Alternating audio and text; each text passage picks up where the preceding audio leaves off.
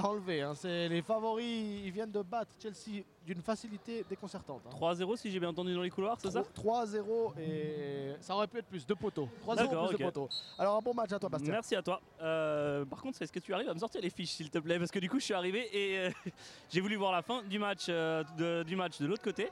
Et en fait j'ai vu que c'était l'heure pour moi de venir commenter de ce côté-là. Donc voilà, le match a débuté et je vais donc essayer de vous faire ça au mieux en attendant les fiches.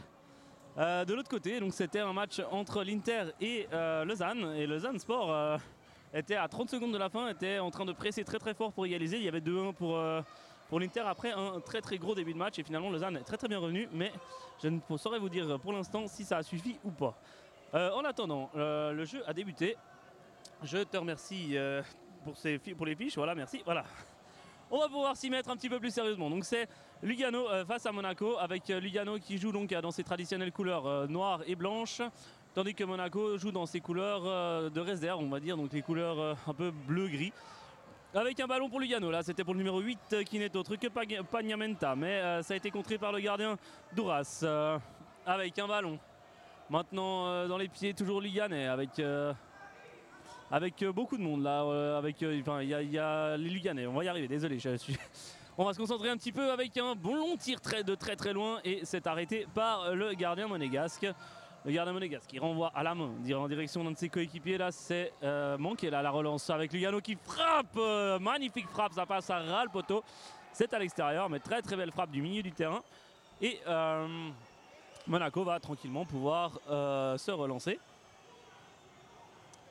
Monaco qui cherche une solution là dans l'axe avec un ballon, c'est bien pressé par le capitaine de Lugano là, le numéro 5 qui n'est autre que Capra. Mais finalement, tranquillement, le gardien Duras peut se relancer. Duras, il a laissé un de ses coéquipiers. Voilà, ça à deux maintenant, ils arrivent à relancer, mais de nouveau le ballon est perdu à mi-terrain et Lugano peut repartir. Ça va dans tous les sens depuis le début de ce match avec un tir là du numéro 2 Maslarov, mais il s'est encoublé et le ballon est passé à côté. Dans l'entretemps, le jeu repart déjà au sens. Ça va très très vite hein, dans ce match. Pourtant, ce n'est pas encore une phase d'élimination directe, on le rappelle. Hein, ce n'est juste une deuxième phase de groupe. Mais ça va très très vite. Et là, ouais, il y aura une faute, je pense, ouais, effectivement. Une faute sur le numéro 10 de Monaco, Springer, voilà. Qui s'est fait un petit peu charger tel un hockeyeur. Mais voilà, on vit en tout cas un bon match pour l'instant. Un match très très intéressant à suivre et ça nous fait extrêmement plaisir. Avec un tir, ça passera au-dessus de la cage défendue par le gardien du Lugano qui n'est autre que Rizzardo, toujours le gardien Giorgio Rizzardo avec un ballon contré et ça sera le numéro 6 Miletic qui va pouvoir remettre en direction de son gardien avec un ballon en direction du numéro 8 Pagnamenta. Pagnamenta c'était de retour pour Miletic, ça a été un petit peu compliqué, ça va finir en touche parce que c'était un petit peu dangereux. Monaco cherche une solution avec un ballon à mi-terrain sur le numéro 5 Kuchia. Kuchia il a décalé là sur la droite, le joueur qui tacle pour éviter la touche, le ballon ne sort pas, il continue, maintenant il va sortir, le numéro 5 Kuchia a pu récupérer le ballon là-bas en direction de son gardien Douras.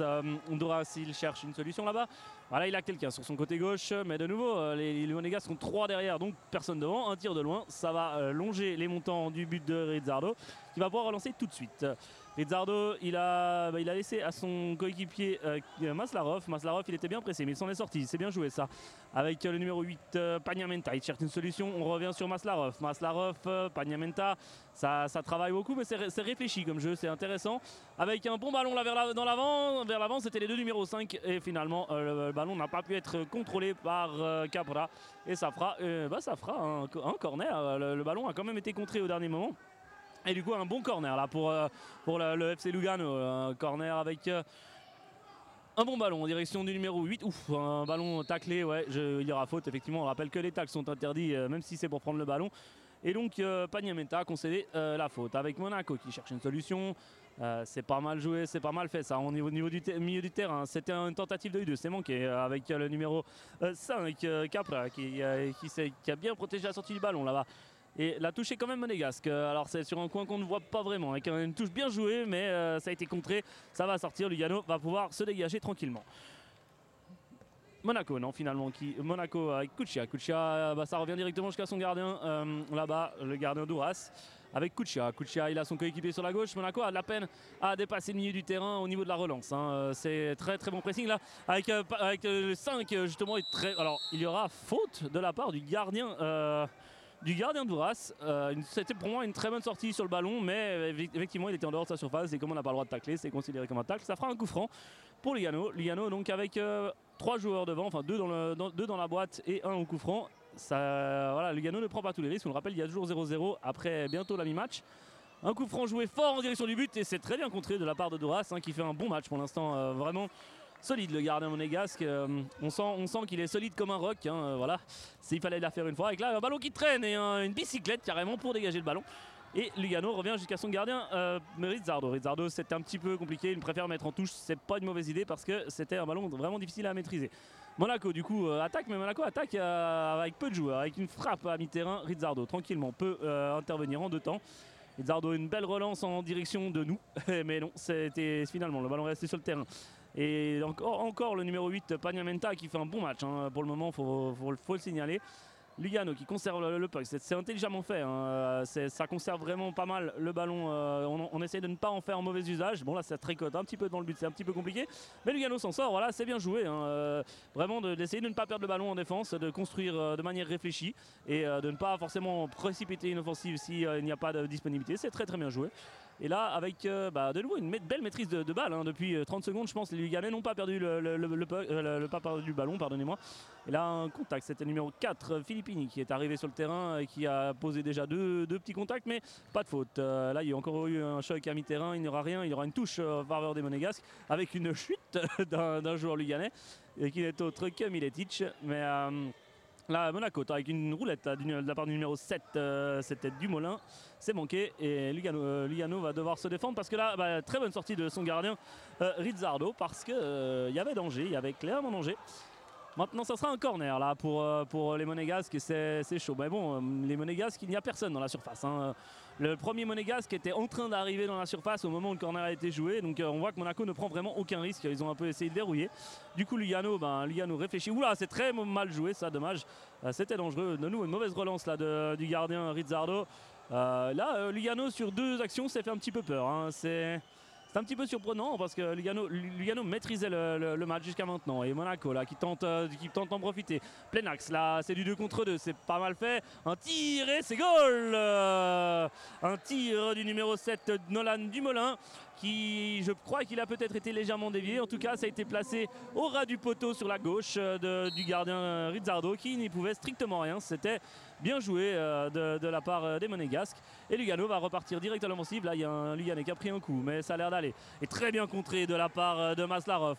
Et une contre-attaque avec Pagnamenta. Pagnamenta, un contrôle, une frappe. C'était bien joué. C'était une petite frappe à terre. C'était pas mal du tout, mais c'est relancé maintenant par les Monégasques. Non, pas très longtemps. Finalement, Lugano s'en sort. Lugano avec Pagnamenta de nouveau. Pagnamenta, il est omniprésent. Là, avec une frappe du gauche, c'est contré. Et ça finit au fond sur la reprise. C'était très très bien joué de la part. La première frappe de Pagnamenta était excellente. Très bien arrêté aussi de la part de Douras. Et le Luganais que je n'ai pas réussi à identifier a pu pousser le ballon au fond. C'était je crois le numéro 4, Filippini.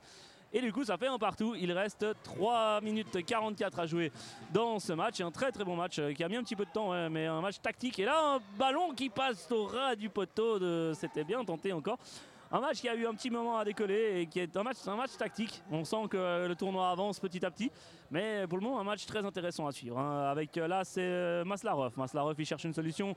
Il n'en aura pas. C'est Monaco à mi-terrain qui récupère. Tentative de débordement. Il y avait une légère obstruction sur Lanza. Mais l'arbitre ne siffle rien. Et du coup, Lugano sur la touche. Un ballon qui passe juste devant nous. Finalement, Pagnamenta qui fait vraiment un gros match aujourd'hui là avec maintenant le numéro 4 Filippini, mais c'est perdu et un ballon récupéré par Maslarov. Pagnamenta c'est bien vu sur Filippini et goal. C'est une très très belle action.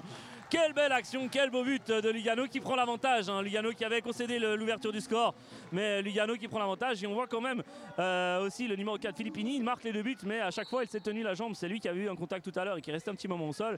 Il a continué à jouer, mais on sent qu'il n'est peut-être pas à 100%. Ça ne l'empêche pas de marquer 2 buts. Qu'est-ce que ce serait s'il était à 100%? Long ballon de la part de Monaco là, qui doit profiter des 2 minutes 30 qui restent pour tenter d'aller égaliser avec Monaco justement là-bas. Le ballon est le long de la touche.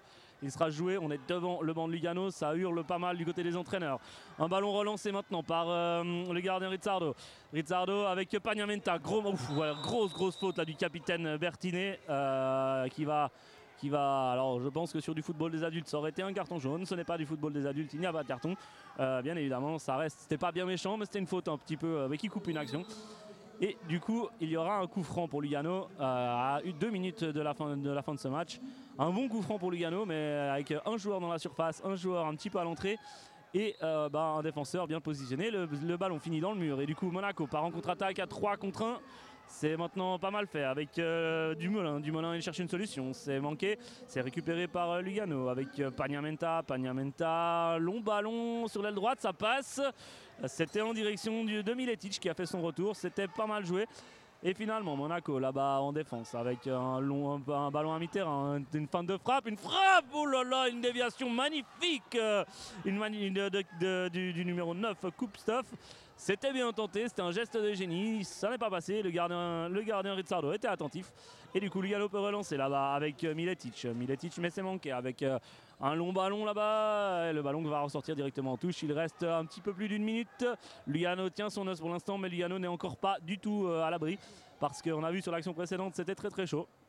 Du coup Lugano là-bas à la touche à mi-terrain. C'est joué en direction de la défense. Un long ballon d'une ouverture de pied gauche en direction de Pagnamenta qui manque son contrôle, mais le défenseur monégasque manque tout autant son contrôle. Heureusement, son gardien Doras était attentif.